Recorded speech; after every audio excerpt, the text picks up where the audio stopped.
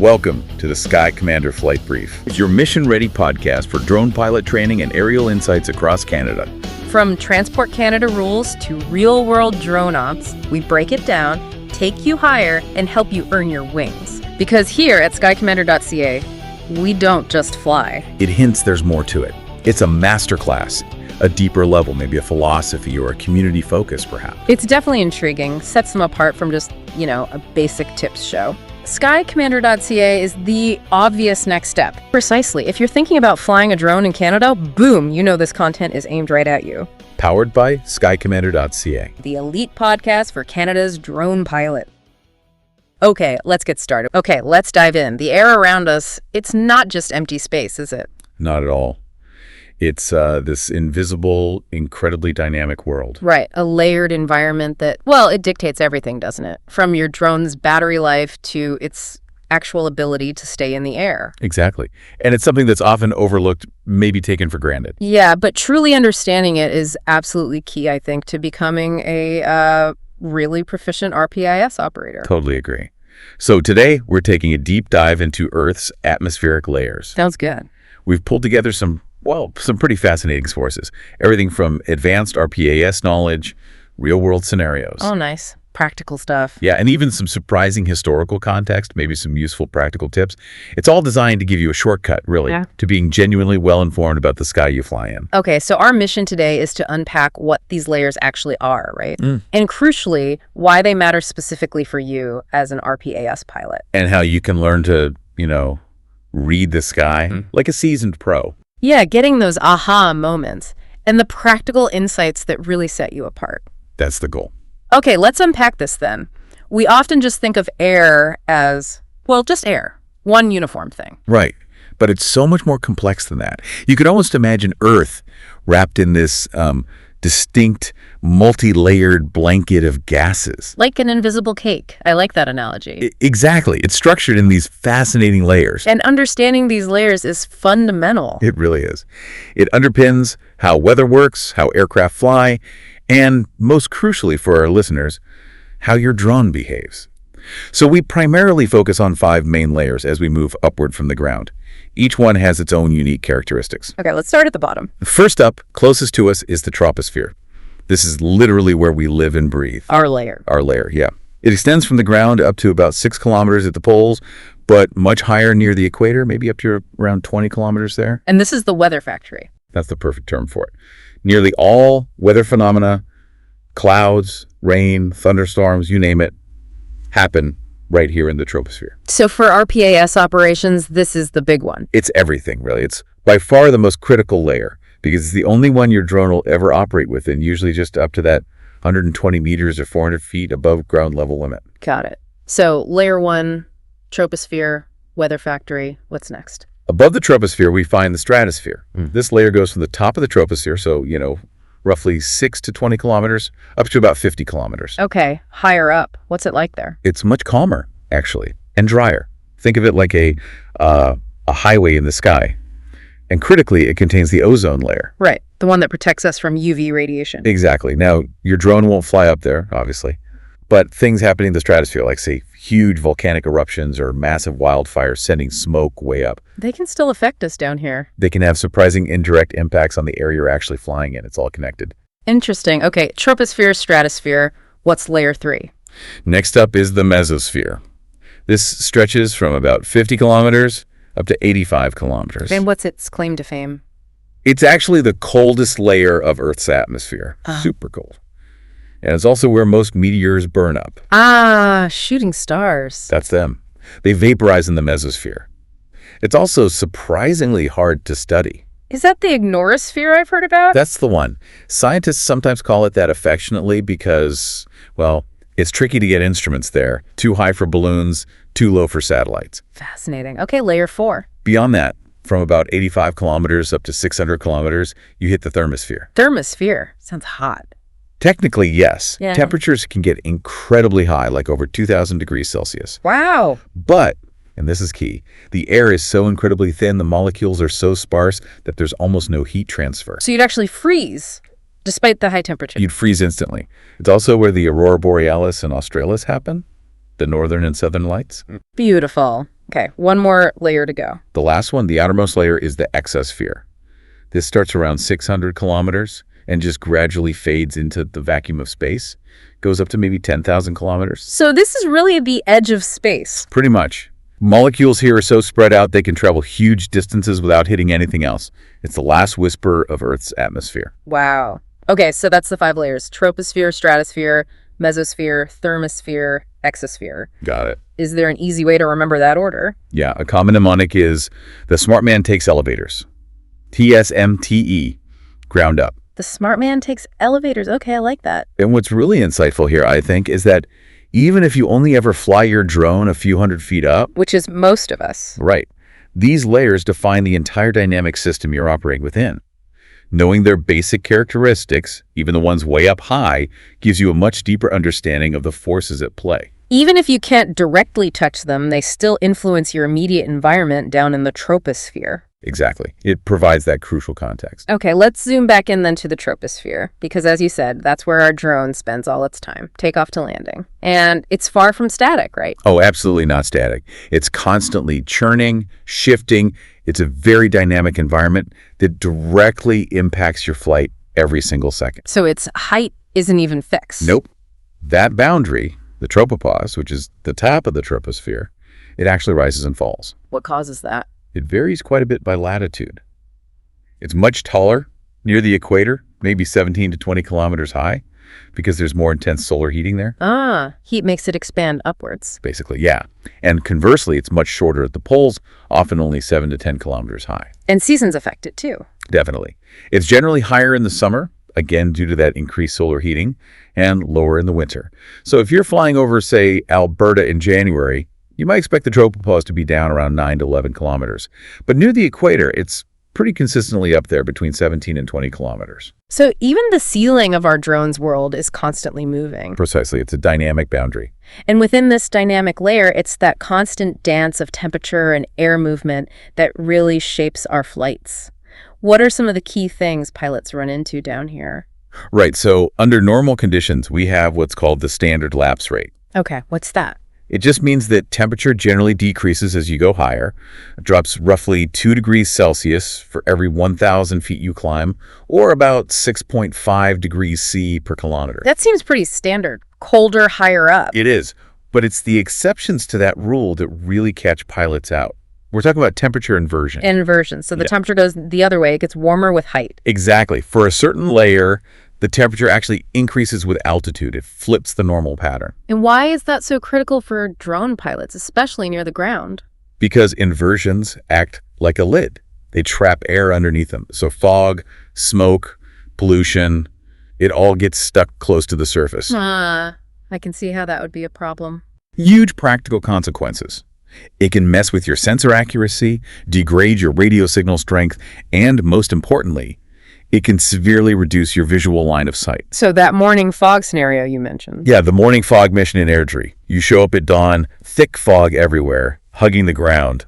That's an inversion. Almost certainly. It's ground-level stratus cloud trapped by an overnight radiation inversion. The air is stable, saturated, and stuck. And you just can't fly. Legally, no. Your visibility limits are shot. You have to wait until the sun starts heating the ground, breaks that inversion, and lets the fog lift or dissipate. Right. Okay, so inversions are a big one. What else happens down low? The lower troposphere is also where you constantly deal with thermals and mechanical turbulence.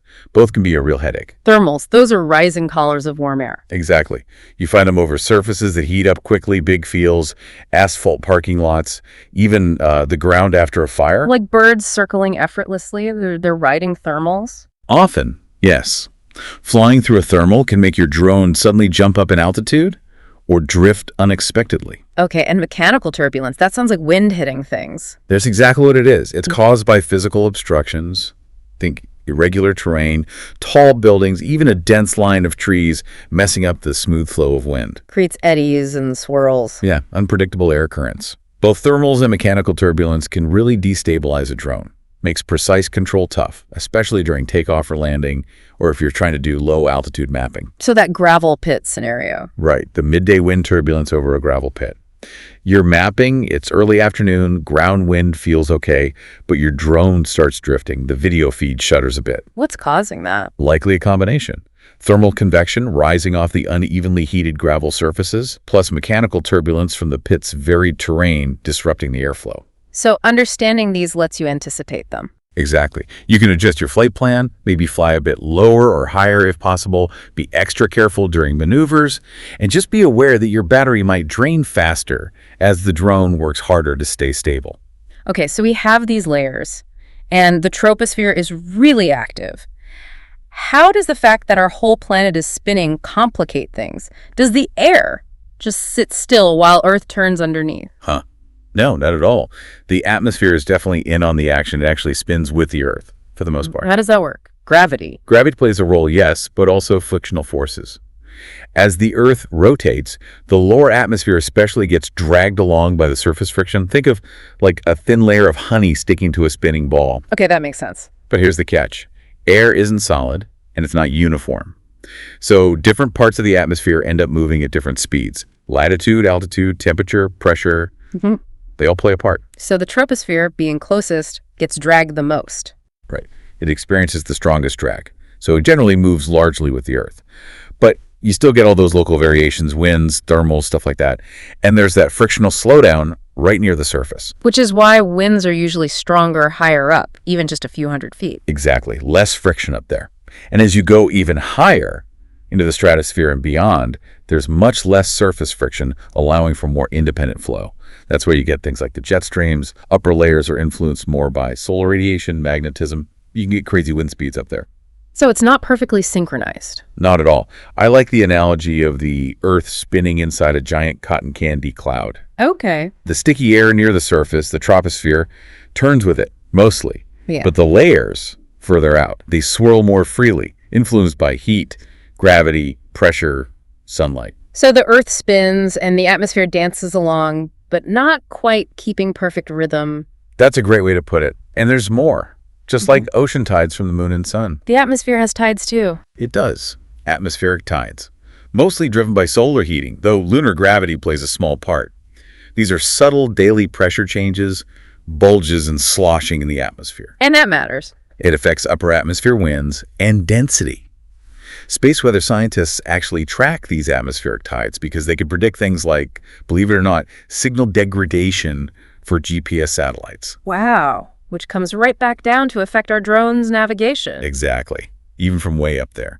So what does all this invisible dancing mean for me, the drone operator, flying relatively close to the ground? It means several really critical things. First, you are always flying in a fluid that's in motion. And that motion is often different from the ground right below you. Even just a couple hundred feet up. Especially a couple hundred feet up. The higher you go, even within the troposphere, the more decoupled the air's motion becomes from the Earth's surface rotation and that local friction. Okay, what else? Second, wind and turbulence. They're direct results of these different layers, or even just different parts of the same layer, moving at different speeds. That creates wind shear. Sudden changes in the wind. Yeah, sudden changes in speed or direction over a short distance, vertically or horizontally. And that can be incredibly destabilizing for a drone. Right, and Third, on the larger scale, you've always got the Coriolis effect happening. because the Earth is spinning. Right. It deflects large-scale airflows.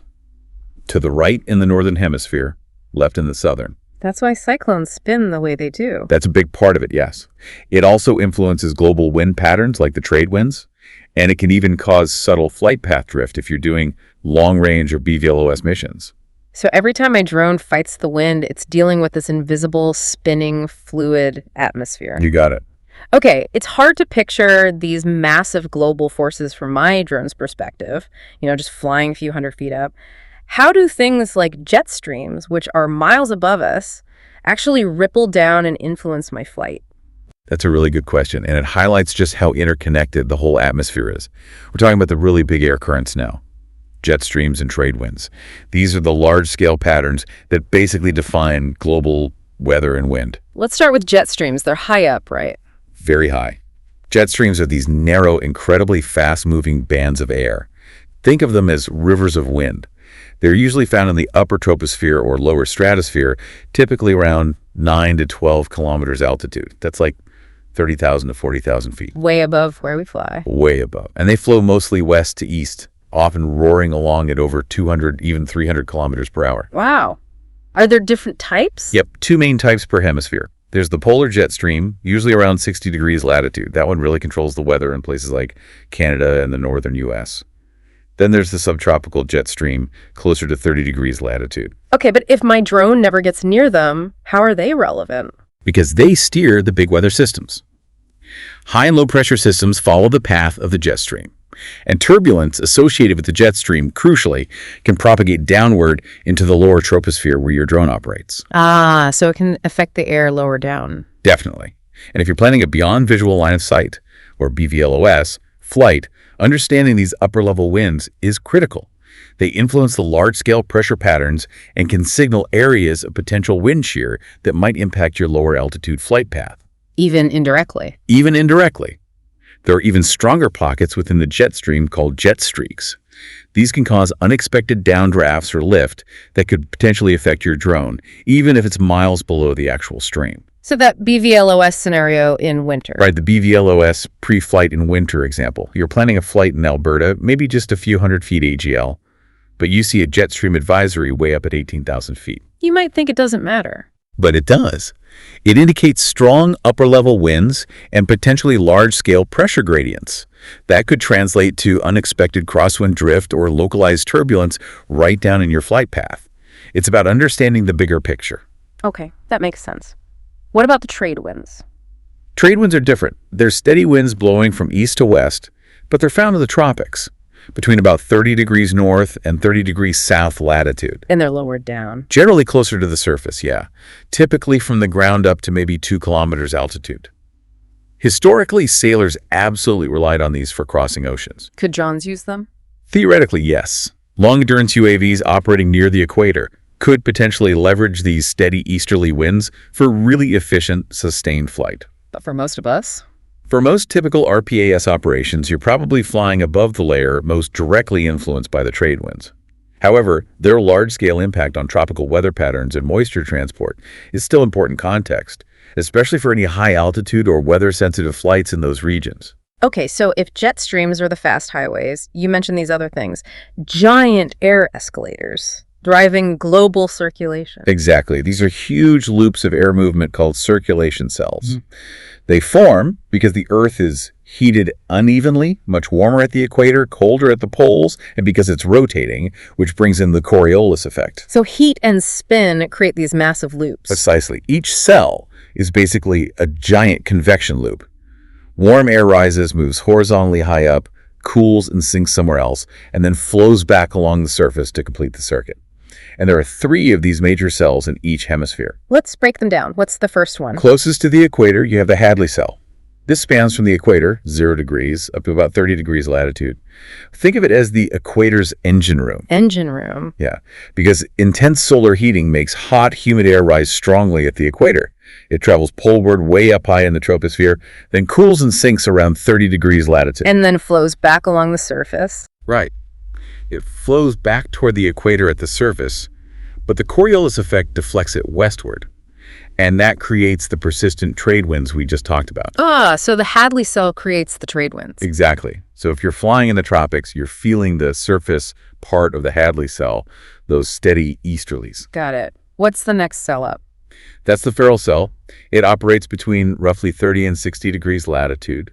This is kind of the middle child of atmospheric circulation. And this is where most of us fly, like in Canada or the US? Primarily, yes. In the Ferrel cell, air generally rises around 60 degrees latitude, often due to weather fronts, travels aloft towards 30 degrees, sinks there, and then at the surface, air moves from 30 degrees back towards 60 degrees. And Coriolis affects this too? Absolutely. That surface flow from 30 to 60 degrees gets deflected eastward by Coriolis.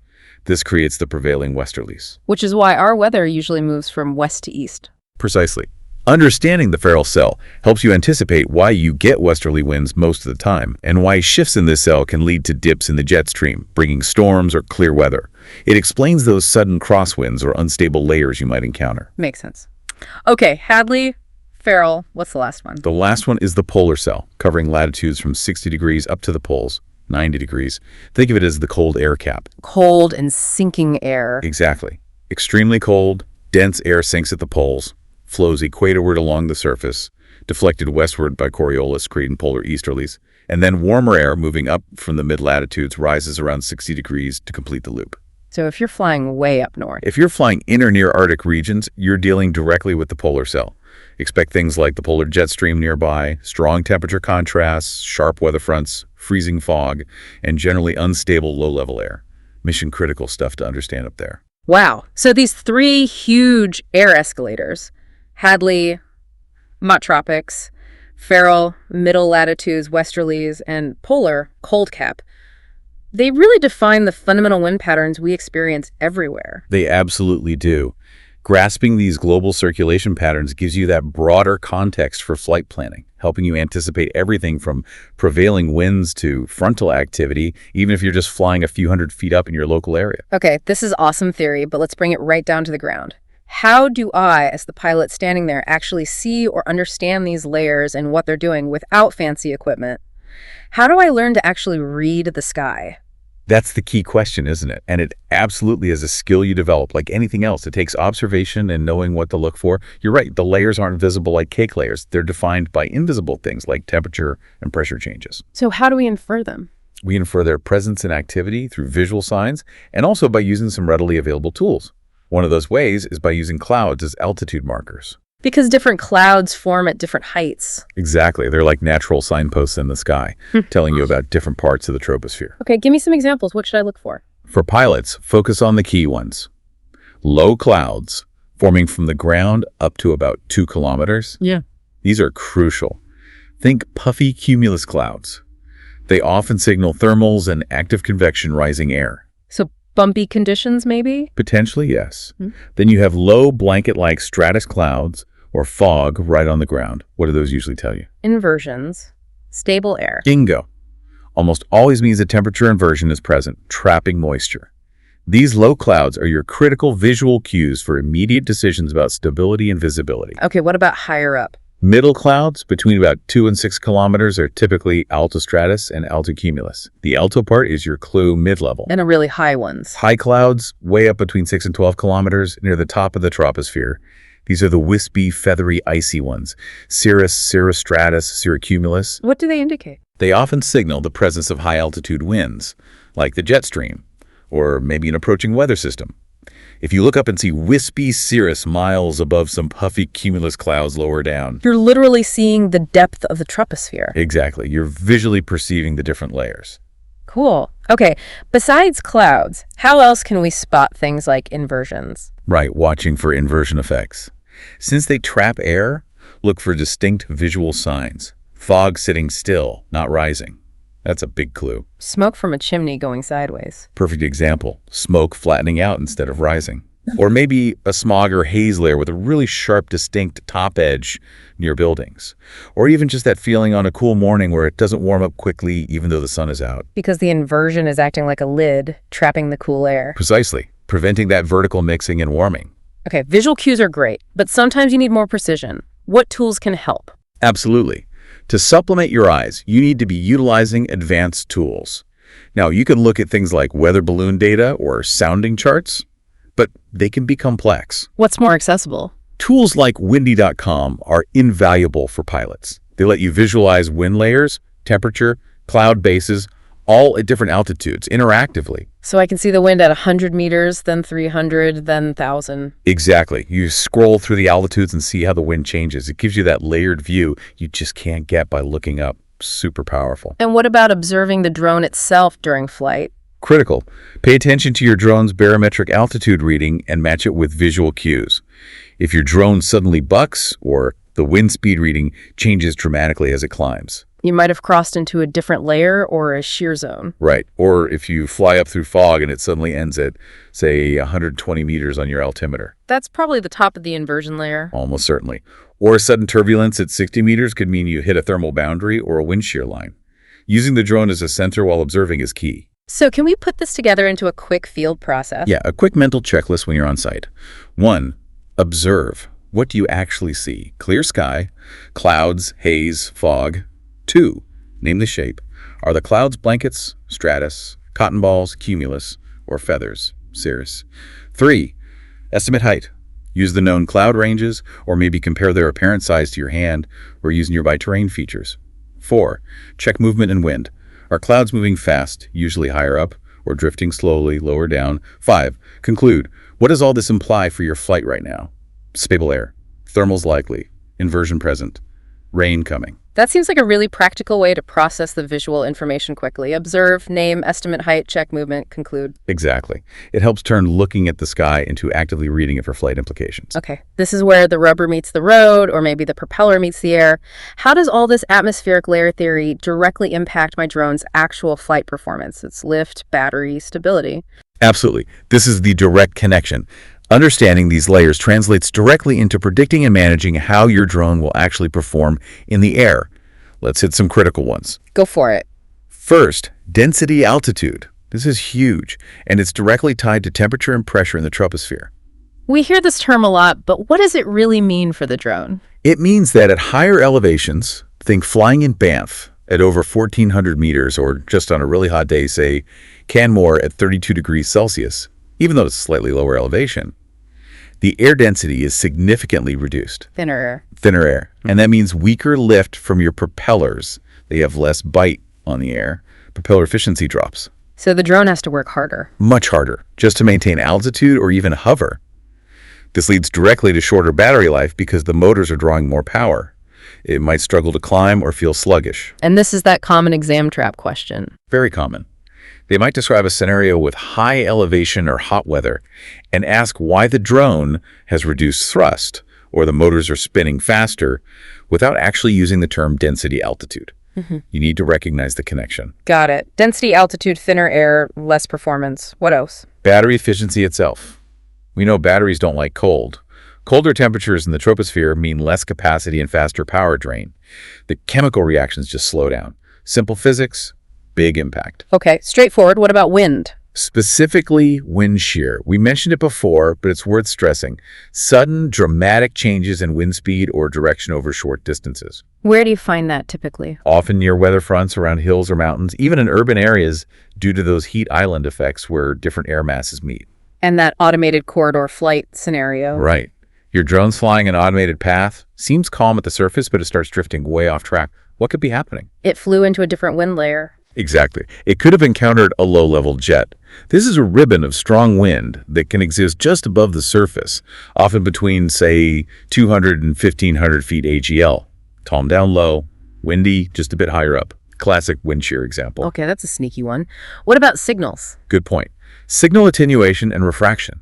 Things like humidity, air density, even strong temperature gradients in the troposphere can affect your radio control signals and your FPV video feed. How so? Very humid conditions, for example, can sometimes slightly degrade your signal range or make the video quality a bit fuzzy. Might mean you need to be extra careful about maintaining clear line of sight, or maybe consider using amplified antennas for really critical missions. Interesting. And you mentioned GNSS earlier, the satellite signals. Yeah. Affected by layers way, way up. Yeah, GNSS signal reliability. This is a fascinating one. Your drone is flying low in the troposphere, right? But its GPS signals have to travel all the way down through the upper layers, including the ionosphere, which is part of the thermosphere. And the ionosphere can get messed up. It can get temporarily ionized, especially during high solar activity. Solar flares, geomagnetic storms. We're heading into solar maximum around 2025, 26, so this is very relevant now. Then ionized means? It means the layer has charged particles that can bend or delay the satellite signals passing through it. This distortion can seriously mess with the high-precision correction data used by RTK and WIAS systems. So my super accurate mapping drone might suddenly lose its precision. Exactly. That GNSS drift during solar activity scenario. A minor solar flare happens, and suddenly your RTK lock drops, your positional accuracy goes way down. Wow. This is why the real pros, the elite pilots doing survey or LiDAR work, make checking space weather forecasts, like from NOAA SWPC, part of their standard pre-flight checklist. That's next level awareness. One more thing. Cities. Yes, urban microclimates. Cities create their own mini atmospheres, their own localized layers. The urban heat island effect? That's a big one. All that concrete and asphalt absorbs heat, creating rising convective currents. Unexpected thermal uplift, pockets of turbulence, even on a day that seems calm elsewhere. And cooler areas, too. Right. parks, rivers. Right. They can create local cool spots leading to fog banks forming just in that area, or localized temperature inversions trapping pollutants. So the airport weather report might not tell the whole story for my city flight. Definitely not. You can't rely solely on the broad METAR. You have to observe the microclimate right there on site, especially flying low in mixed urban industrial zones. Think about that night mapping over industrial facility scenario. An overnight inversion could trap heat signatures and pollutants right over the site. Giving you weird readings on your thermal camera. Exactly. Ghost anomalies in your IR feed that aren't actually equipment malfunctions, but atmospheric effects. Understanding these localized layer behaviors is crucial for data integrity and safe flight. Hashtag PC. Anticipating change and de-risking missions. Okay, so the sky isn't static. We know conditions in these layers change, sometimes really fast. How does understanding all this help me actually prepare for change and reduce risks during a mission, make me a safer, more proactive pilot? It makes a huge difference in your operational awareness, in your ability to manage risk proactively rather than just reacting. How so? Give me an example. Okay, so you're flying and you notice those puffy cumulus clouds starting to build vertically, really rapidly. Atmospheric layers can shift mid-mission. What does that rapid cloud growth tell you? It's a clear visual sign of active convection, meaning increasingly unstable conditions in the troposphere. So your understanding should immediately tell you, expect potential turbulence, expect sudden wind shifts. And what do you do? It prompts you to think proactively. Maybe consider landing early before conditions get worse. Or adjust your altitude if it's safe and legal. Maybe find a smoother layer. It's about preventing a loss or incident during a longer mission because you saw the signs of change. It also helps with crew briefings, I imagine? Absolutely. You can pre-brief your crew on specific wind shear and turbulence expectations with much more precision. Instead of just saying, watch out for wind, You can say, based on the wind direction in that tree line, expect rotor turbulence on the west side when we cross that area. Or, it's getting hot, thermals might become active over that black asphalt lot by 2 p.m., so be ready for some upward drift there. Actionable intelligence for the whole crew. It moves beyond just saying, it's windy. Exactly. It's just wind isn't enough. You need to identify the kind of wind. Is it just a steady surface breeze? Are these gusts from an approaching front? Is it a dangerous shear layer between air masses? Is it outflow from a thermal? Why does the type matter so much? Because it tells you what to expect. If the wind is from a cold front, you anticipate sudden, possibly violent changes in speed and direction. It's not just about measuring velocity. Understanding its origin within the atmospheric structure is key. Okay. And what about sensors? How does layer knowledge help there? It helps you predict optical sensor issues. You know how humidity, haze, or inversion layers might distort your IR, LiDAR, or even standard visual data. Like the thermal bloom example. Right. A hot roof at noon might cause thermal bloom on your IR camera, looking much bigger or hotter than it is. Or that dust layer trapped near the ground by an inversion could cause LiDAR scatter, making your point cloud noisy or unusable. This foresight lets you adjust timing or settings, or decide if the data quality will even be acceptable. Even helps with emergencies. Definitely. It helps de-risk emergency recovery. Say your drone malfunctions, triggers an auto return to home, or RTH. Okay. Your understanding of wind gradient, how wind typically increases with height and potential layer instability becomes vital. If your drone climbs to its default RTH altitude of, say, 100 meters, but there's much stronger wind up there. It could get pushed way off course. Exactly. It could drift sideways, overshoot the landing zone, end up somewhere dangerous. So pre-planning your RTH altitude and path, considering the likely wind profile at different heights, balances visibility with air stability for a safer recovery. That's a really good point. What about dealing with clients? Ah, yes. Handling client misunderstandings professionally. This is where your knowledge really shines and builds credibility. Imagine a client points up at some high, wispy cirrus clouds and says, "Can you just fly above those clouds to get a better shot?" Happens all the time. How do you respond using layer knowledge? You can say something like, "That's a great question. Actually, clouds like those wispy ones, cirrus clouds, are way up high, typically around 6,000 to 12,000 meters in the upper troposphere. My legal flight limit is 400 feet above the ground, which is only about 120 meters. So unfortunately, I can't fly above them. The highest cloud base I might get near would be very low stratus on a foggy day.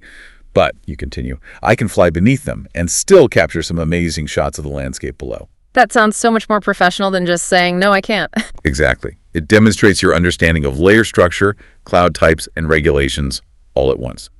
builds huge credibility. And finally, just overall confidence in dealing with airspace matters. Yes, building airspace confidence.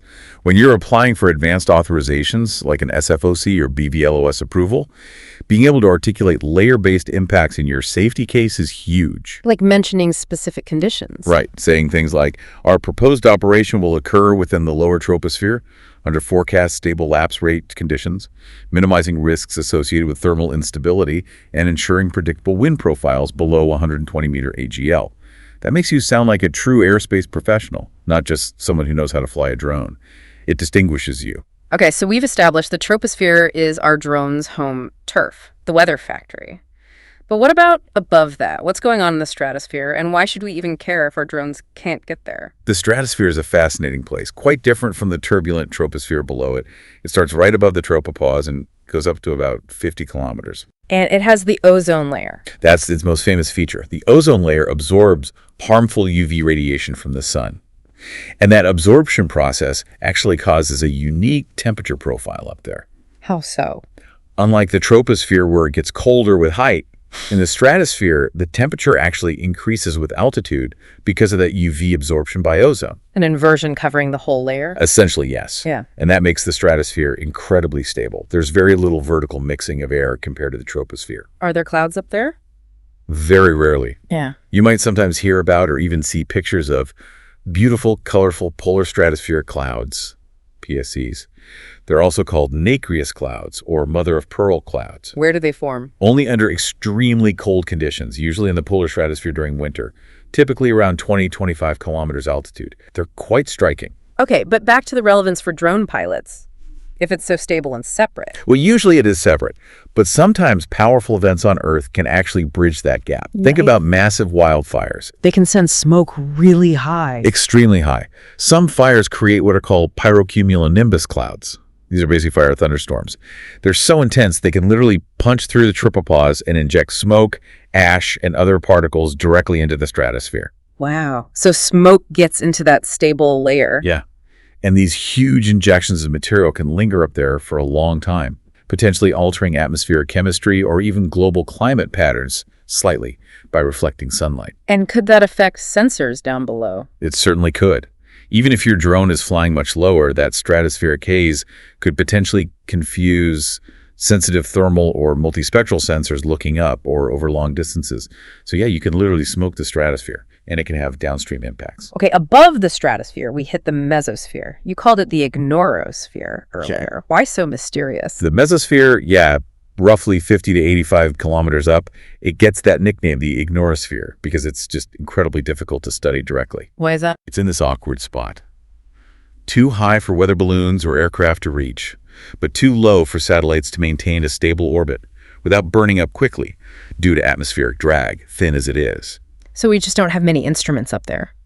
Relatively few compared to the layers above and below. So our understanding of its dynamics, its chemistry, is less complete. It's a bit of a frontier. And that's something important, right? Meteors. Absolutely vital.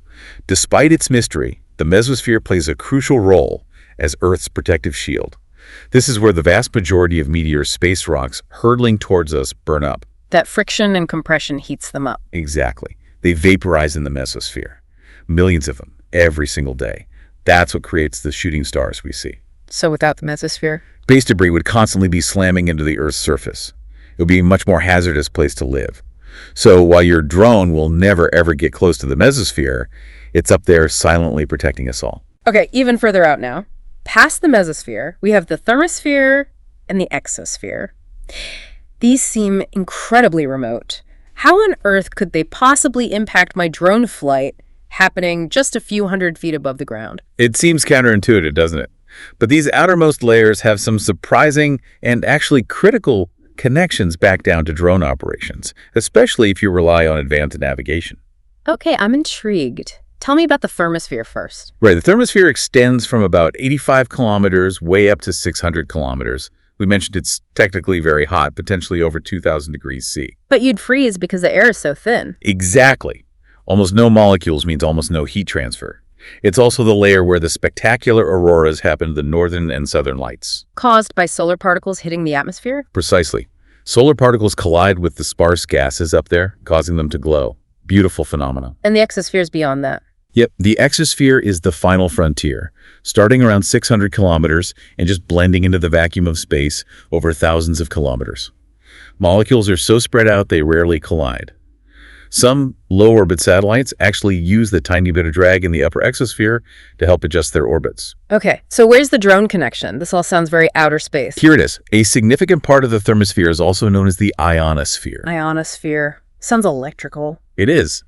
This layer gets ionized by solar radiation, meaning it contains lots of free electrons and charged ions. And that's the link. That is the critical link. During periods of high solar activity, solar flares, geomagnetic storms, especially during solar maximum years like the one we're heading into. The ionosphere gets more ionized. Exactly. It gets disturbed.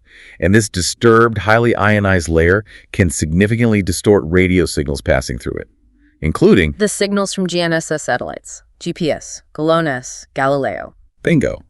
The signals your drone relies on for its position have to travel through the ionosphere. If that layer is disturbed, the signals can get bent, delayed, or scattered. Which messes up the drone's calculation of its position. Especially for high-precision systems like RTK or WAAS that rely on very fine timing and phase measurements, the ionospheric distortion throws off those corrections. Leading to that GNSS drift or loss of accuracy we talked about. Precisely. So even though your drone is flying happily down in the troposphere, solar activities stirring up the ionosphere, hundreds of kilometers above, can critically impact your navigation accuracy and the quality of your mapping data. Wow. That really drives home how interconnected it all is. Checking space weather isn't just for astronauts anymore. Not if you're flying high-precision drones, it isn't. It's part of professional airmanship now. It's amazing how much we know now. It's easy to take all this complex atmospheric knowledge for granted today, with satellites, supercomputers, running weather models. But how did we even start to figure this all out? How did humanity learn to see these invisible layers? It's a fantastic story, really. A journey of centuries of observation, curiosity, and some brilliant inventions. For thousands of years, people looked up and just saw, well, the sky. A single dome. When did that start to change? Our ability to actually go up and measure things was key. That really took off, literally in the late 1700s with the Montgolfier brothers and their hot air balloons. Suddenly, scientists could send thermometers and barometers up. Getting direct measurements from above the ground for the first time. Exactly. But the really big breakthrough in understanding the layered structure came around 1902. What happened then? A French meteorologist, Léon Tisserand de Bort. He conducted hundreds, literally hundreds, of unmanned balloon flights carrying instruments, and he noticed something consistent. What did he find? He saw that the temperature stopped decreasing at a certain altitude, around 11, 12 kilometers. Above that, it sometimes even started to increase slightly. He found the tropopause, the boundary. He discovered the tropopause and, by implication, the stratosphere above it. This was fundamental.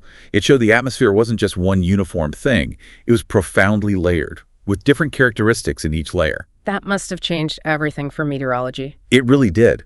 This led to developing standardized models, like the International Standard Atmosphere, ISA. Weather balloons, carrying radiosondes to transmit data back, became standard tools worldwide.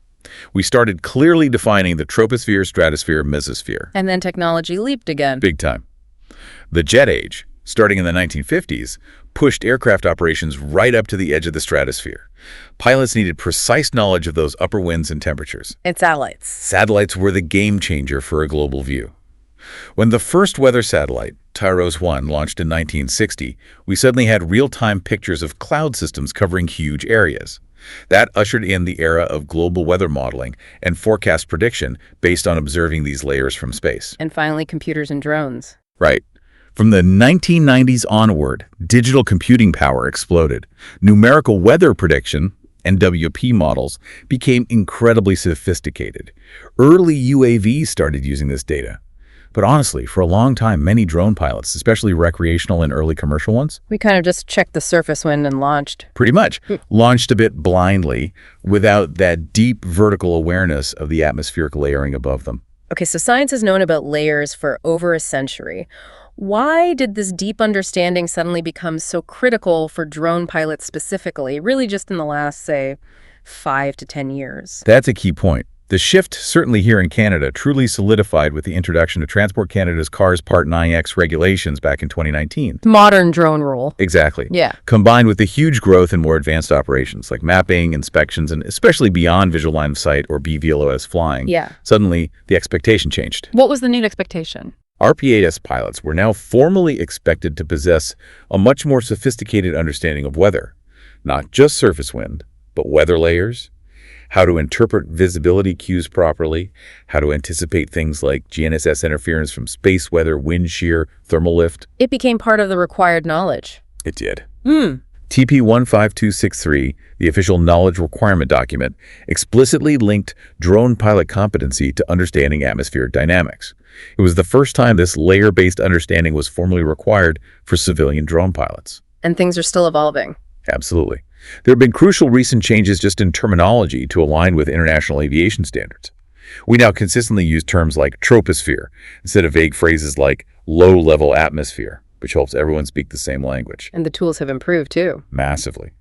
Forecast tools like NAV Drone or commercial apps like Windy we mentioned now provide incredibly detailed layered wind and temperature forecasts. This gives pilots that critical vertical awareness beyond just surface conditions that simply wasn't easily accessible before. It's fascinating how this modern scientific approach connects back to really ancient wisdom, though, like that old sailor's saying. Red sky at night, sailors delight. Red sky in the morning, sailors take warning. Absolutely.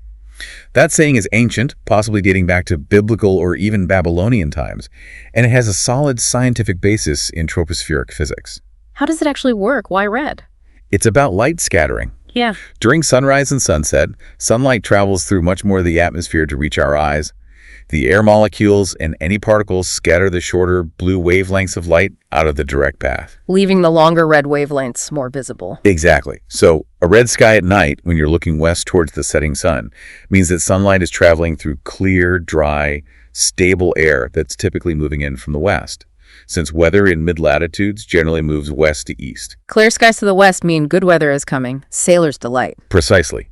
It indicates a cleaner, drier, lower troposphere approaching. And red sky in the morning, looking east. That means the sun, rising in the east, is shining through clear air over there, but crucially, it's illuminating moisture, dust, or clouds that are likely moving in from the west towards you. Signaling an approaching low-pressure system or a front. Often, yes. It signals deteriorating conditions, maybe worse visibility, stronger frontal winds, rain on the way, exactly the kind of tropospheric instability that grounds drone missions. Sailor take warning. So modern drone pilots can still use these ancient cues. Absolutely.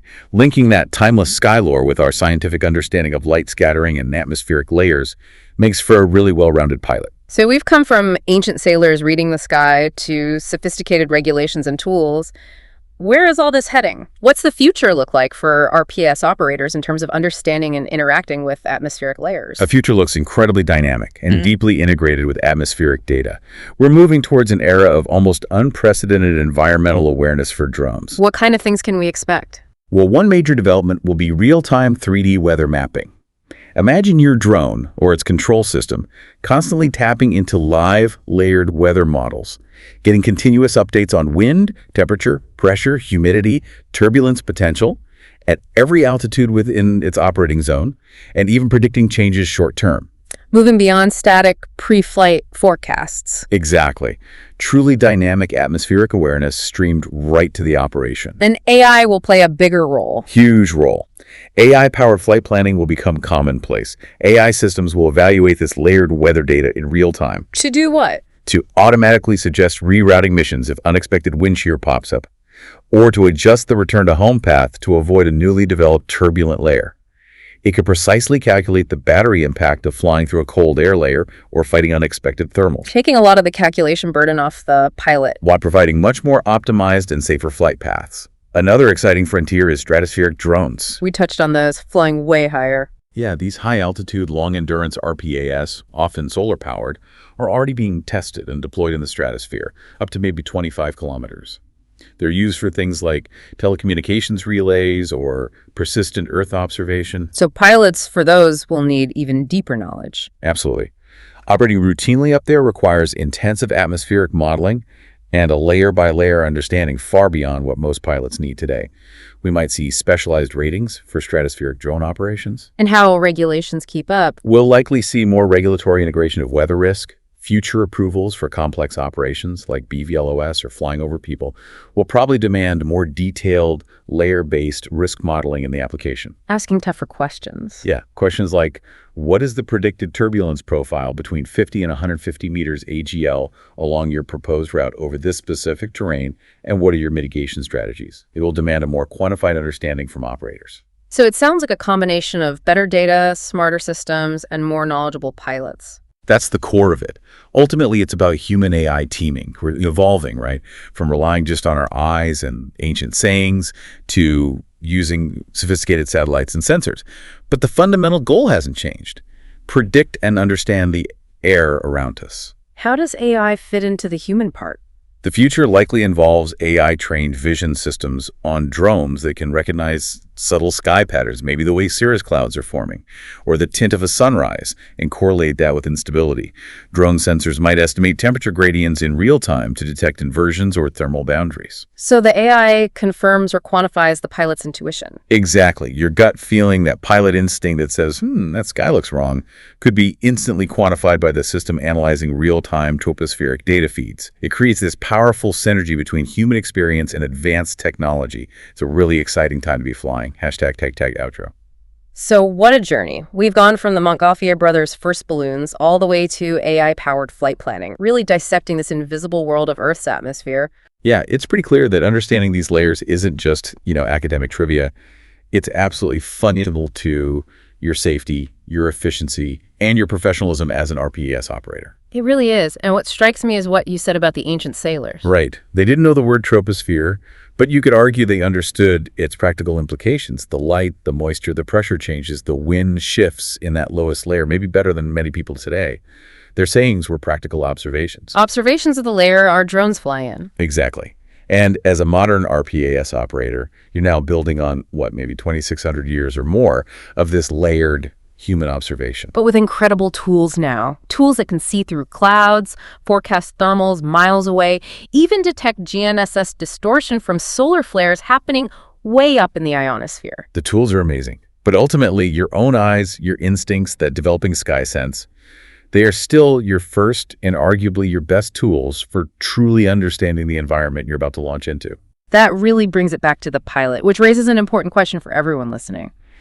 How will you actively hone that natural layer thinking in your next mission? Yeah, here's our challenge to you. The next time you're out and you see fog hugging the ground, or you notice those streaky high cirrus clouds painting the sky, or even just see heat shimmer rising off the pavement. Don't just see it, analyze it. Right. Narrate it mentally. Think to yourself, okay, that's tropospheric instability indicating thermals, or classic radiation inversion holding that smog down. By doing that consistently, you build that instinctive fluency. Exactly. You turn observation into understanding. It helps transform you from just being a drone pilot into becoming a true sky commander. That's a wrap on today's mission, Commander. See above, go beyond, get ahead. For more training, tools, and intel, head to skycommander.ca. If you learned something new, share it, subscribe, and leave us a 5-star debrief.